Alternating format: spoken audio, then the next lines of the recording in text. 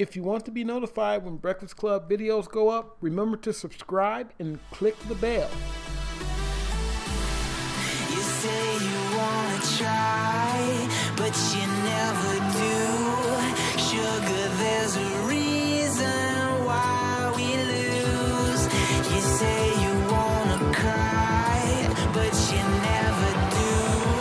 Sugar, there's a reason why we lose. Hey guys, Nathan Brand Masters, Breakfast Club Wednesdays.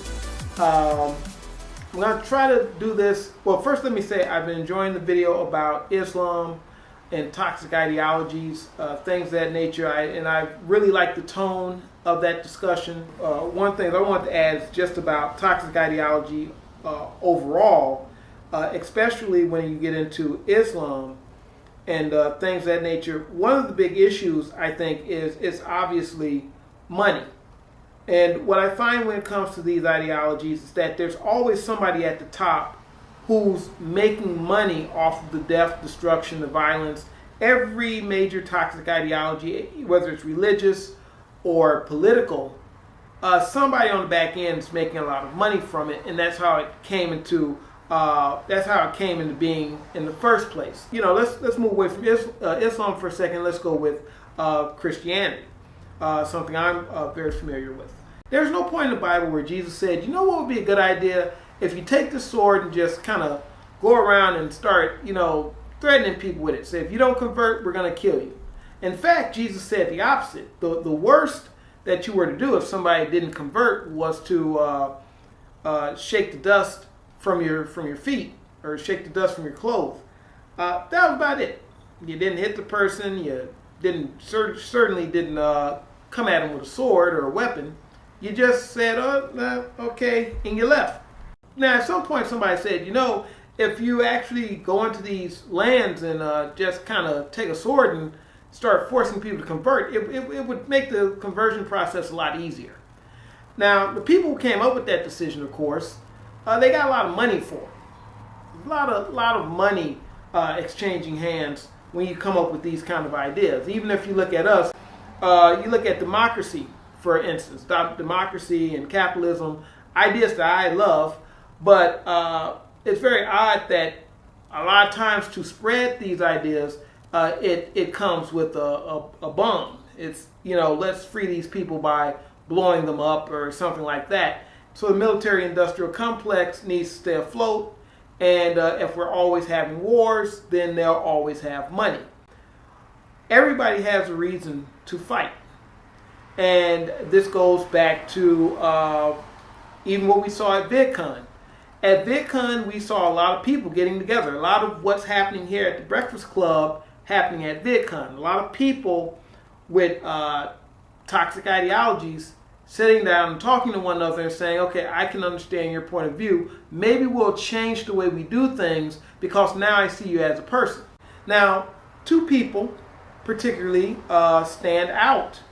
One of them actually went to VidCon, was a speaker at VidCon, that being Aeneas Sarkeesian. Another person's just an asshole on Twitter, that being Tariq Nasheed. Two people who make a lot of money dividing people.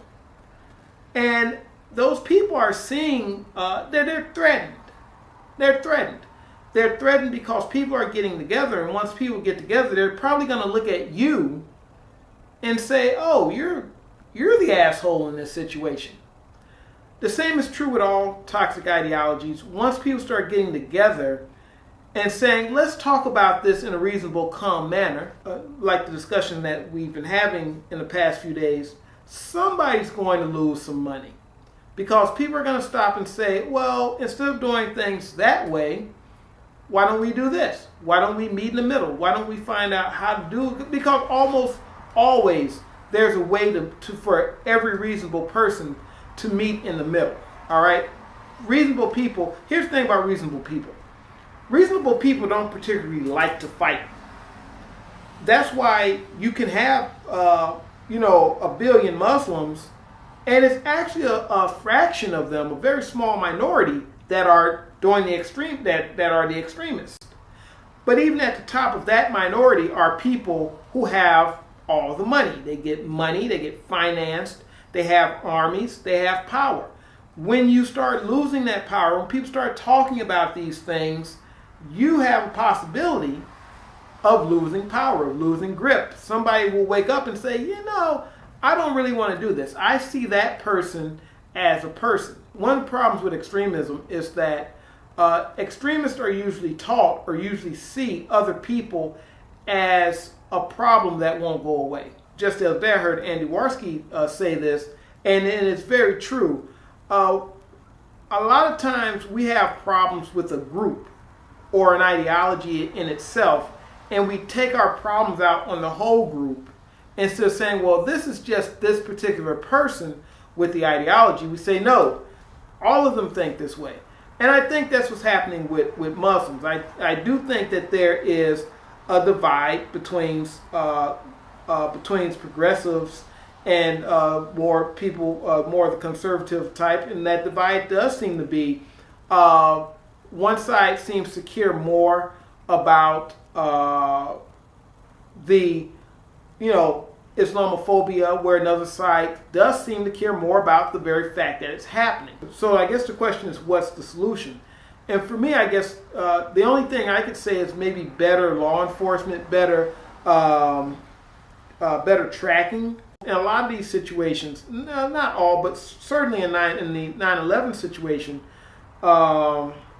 these are people who the FBI kind of knew, hey, these guys are they're involved in some shady stuff. And if they're involved in some shady stuff and they're all, suddenly deciding, hey, let's become pilots, that's when you say, hey, dude, you're not going to do that.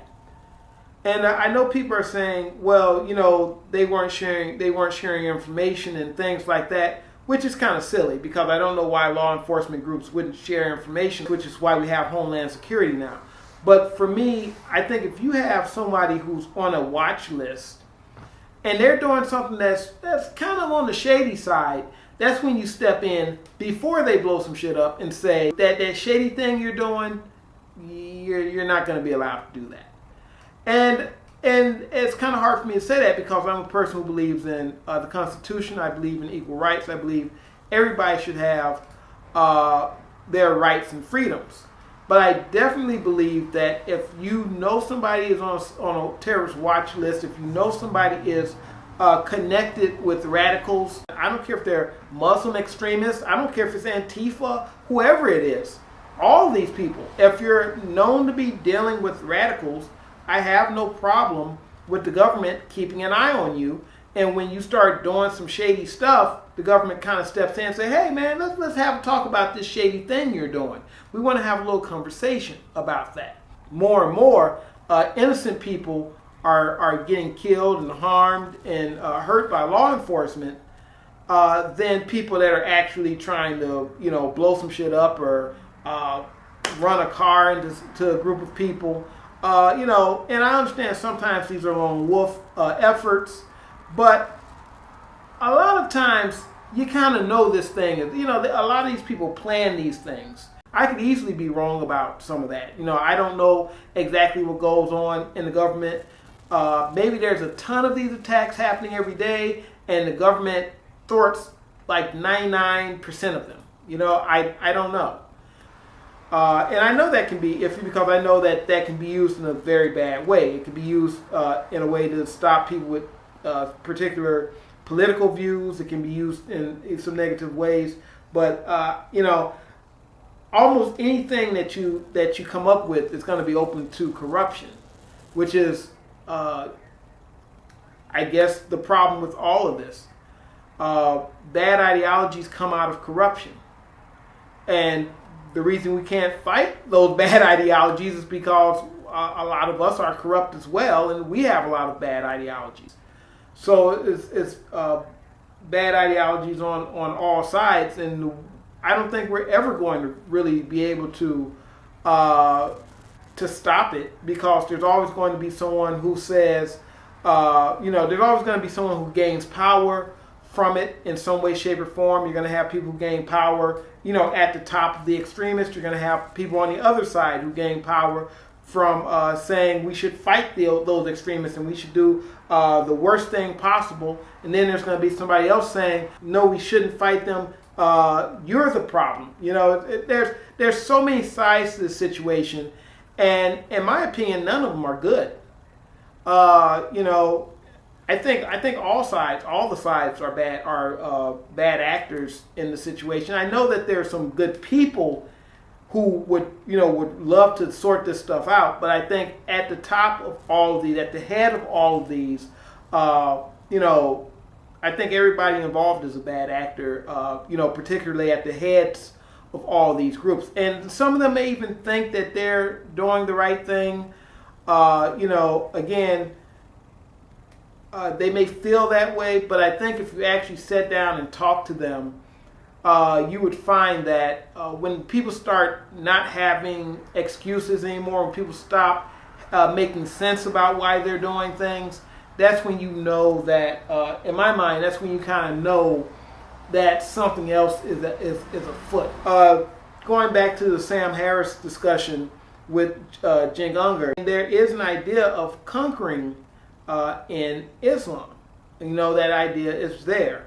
And that's a very profitable idea for some people. It's 1 billion some odd Muslims, and the majority of them don't seem to be about that. If they did, we would be in some really serious, we'd be in some totally serious trouble if they were. We'd be in worse trouble than we are now. With just a few that are running around doing what they're doing. So, I don't know. Like I said, I don't have any real answers to it. I think everything that's bad and it's here now, that's bad now, will be here 100 years from now. It was here years earlier, and it doesn't go away. It's part of the human condition. And at the core of the human condition is a lot of us are assholes. Some of us don't mean to be. Some of us are taught to be that way. But at some point, there's a decision made to believe that you are better than somebody else and therefore more deserving, and therefore that other person is beneath you and sometimes not worthy of living. So, I don't know. Like I said, I don't have any answers. But I do appreciate the conversation. I do appreciate the tone and tenor of the conversation.